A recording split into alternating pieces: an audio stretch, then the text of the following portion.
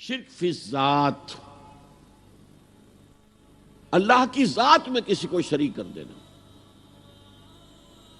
یہ بدترین شرک ہے، عریاں ترین شرک ہے،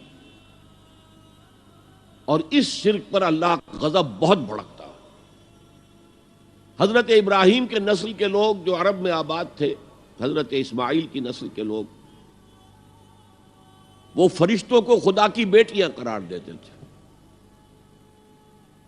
اور ان کی اکثر دیویوں کے نام مؤنث ہے، اسی لیے لات، عزا، عزا عزیز کا مؤنث ہے، منات، لات۔ وہ یہ سمجھتے تھے کہ یہ فرشتے ہیں اور فرشتوں کو اللہ کو بہت بیٹیوں کی طرح عزیز ہیں، یہ اللہ کی بیٹیاں ہیں، یہ ہماری شفاعت کریں گی اللہ کے ہاں۔ تو یہ شرک فی الذات، اللہ کی بیٹی بنا دے۔